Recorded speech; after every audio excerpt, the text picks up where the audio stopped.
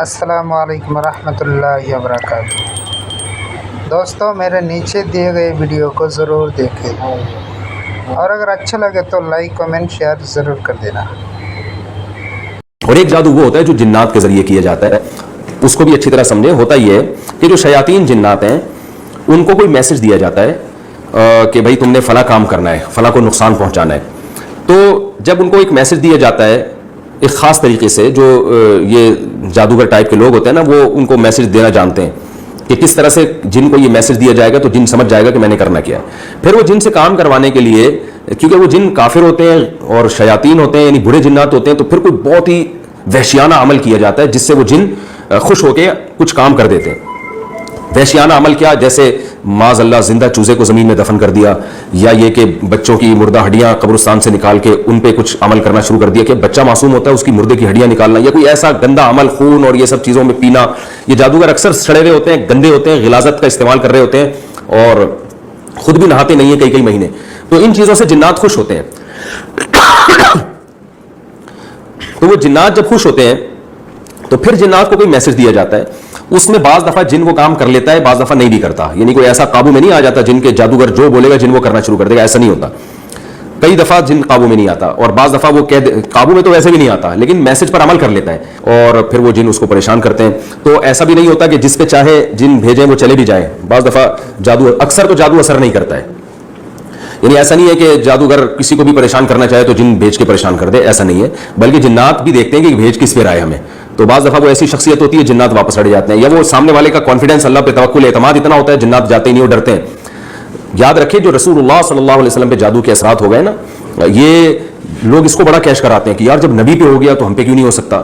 خوب اچھی طرح سمجھ لیں، نبی صلی اللہ علیہ وسلم پہ جادو کا اثر اس لیے ہوا تھا کہ یہودی آپ کو جادوگر کہتے تھے، تو اللہ نے اس الزام کو آپ سے دور کرنے کے لیے آپ پہ جادو کا اثر ہونے دیا، ورنہ جادو کا اثر آسان نہیں ہے، علماء پہ جادو کرنا آسان نہیں ہے، مشہور شخصیتوں پہ جادو کرنا آسان نہیں ہے۔ نبی پہ اس لیے اثر ہوا تھا، اور وہ بھی تھوڑا سا ہوا تھا، جتنا کیا تھا اتنا ہوا بھی نہیں تھا، اس لیے ہو گیا تھا تاکہ نبی صلی اللہ علیہ وسلم کو جادوگر کا تانا کم از کم ختم ہو جائے۔ ورنہ اگر جادو نہیں ہوتا نا تو لوگ کہتے ہیں یہ جادوگر ہے، انہوں نے جادو کا توڑ کر لیا ہے، تو اللہ نے ہونے دیا کہ دیکھو یقین کر لو کہ یہ جادوگر نہیں ہے، ورنہ ان پہ تو اثر ہوتا ہی نہیں، کیونکہ جادوگر تو خود توڑ کر لیتا ہے اس کا۔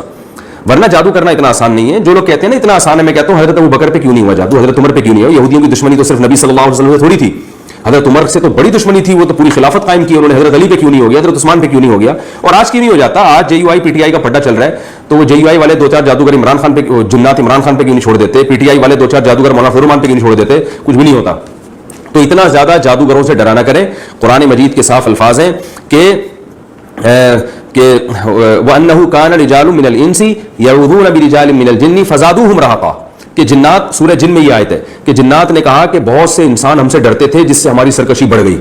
تو پتہ یہ چلا کہ جو لوگ جنات اور جادو سے زیادہ ڈرتے ہیں، جنات اور جادو اثر بھی انہی پہ کرتا ہے۔ جن میں کانفیڈنس ہوتا ہے ڈرتے نہیں ہیں، ان پہ اثر نہیں ہوتا۔ خالد بن ولید رضی اللہ تعالیٰ ایک درخت کو گرانے گئے تھے، اس پہ جنات تھے، تو وہ جو ہے نا ایسے وہ چڑیل بن کے ان کے اوپر حملہ کرنے لگے۔ خالد بن ولید نے ایک تلوار گھما کے اس کا جو ہے نا وہ ستیہ ناش کر دیا۔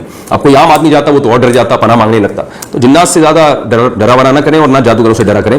آپ دیکھ لو یہ جو جادوگر بیٹھے ہوئے ہوتے ہیں، خون پی رہے ہیں اور گوبر شوبر رکھا ہوا ہے، وہ پتہ نہیں گن میں، اور وہ فلیتے پلیتے جلا رہے ہیں، لوگ ان سے بڑے عقیدت مند ہوتے ہیں۔ جب پولیس چھاپا مارتی ہے کیسے بھاگتے ہیں یہ؟ کیونکہ پولیس جب جاتی ہے نا کانفیڈنس کے ساتھ، وہ ڈرتی نہیں ہے، تو اس وقت ان کے جنات کہاں چلے جاتے ہیں۔ تو اس لیے ان جادوگروں سے بالکل نہ ڈریں، اور یہ اگر کہنا میں یہ کر دوں گا وہ کر دوں گا، میرے بیان سن کے بہت سے لوگ الحمدللہ انہوں نے ڈرنا چھوڑ دیا۔ تو ایک جادوگر نے دھمکی دی کل 24 گھنٹے میں تیرے ساتھ یہ ہو جائے گا، وہ لڑکے کا میرے پاس فون آیا، میں نے کہا اگر تو ڈرے گا تو ہو جائے گا، یاد رکھنا، نہیں ڈرے گا تو کچھ بھی نہیں ہوگا۔ اور اس جادوگر کو بول لے بھائی تو ڈبل کر دے میرے ساتھ نقصان نہ، تو یہی ہوا، 24 گھنٹے گزر گئے کچھ بھی نہیں ہوا۔ تو یہ جادوگر لوگوں کو زیادہ فری نہ کرایا کریں، لیکن بہرحال جو اس طرح کے لوگ ہوتے ہیں ان پہ جادو اثر کرتا ہے، جو ان چیزوں پہ زیادہ یقین کرتے ہیں، اور احتیاط کا تقاضا بہرحال یہی ہے کہ رقیہ شرعیہ کا اہتمام کیا جائے تاکہ یہ اثر بھی، اگر اس کا امکان بھی ختم ہو جائے، اور وہی رقیہ ہے جو نبی صلی اللہ علیہ وسلم نے بتایا، سورہ فلق سورہ ناس رات کو اپنے اوپر پڑھ کے دم کرنا چاہیے، اپنے بچوں پہ دم کرنا چاہیے۔ اسی طرح دعا سکھائی ہے نبی صلی اللہ علیہ وسلم نے، اعوذ بکلمات اللہ التامہ من کل شیطان وہامہ ومن کل عین لامہ، اس دعا کو پڑھ کے اپنے اوپر بھی دم کرنا چاہیے، بچوں پہ بھی رات کو آیت الکرسی پڑھنی چاہیے سونے سے پہلے۔ تو یہ چیزوں کا اہتمام کریں گے انشاءاللہ اثر نہیں ہوگا۔ تو یہ میں نے دو قسمیں آپ کو بتائی ہیں جادو کی، ایک جنات کے ذریعے اور ایک جو شعبت بازی ہے۔ اور یہ بات خوب اچھی طرح سمجھ لیں، علماء نے یہ بات لکھی ہے، میں نے حوالوں کے ساتھ یہ بات کی ہے۔ بعض دفعہ یہ جو شعبت بازی ہے مسمرزم کیا جاتا ہے، بعض دفعہ آپ کے دماغ کو پڑھا جاتا ہے، تو وہ بھی کیا کرتے ہیں، یہ بھی جادو کی ایک قسم ہے کہ اسباب مخفی ہوتے ہیں لیکن کچھ کام ایسا ہو رہا ہے جس پہ آپ حیران ہوتے ہیں. بعض دفعہ یہ کیا جاتا ہے آپ کو خاص عمل دیا جاتا ہے, آپ اس عمل میں مشغول ہوتے آپ کی سوچ مرتکز ہو جاتی ہے, تو اس سے جس نے آپ کو وہ عمل دیا ہے نا وہ آپ کے دماغ پہ اثر ڈال دیتا ہے. پھر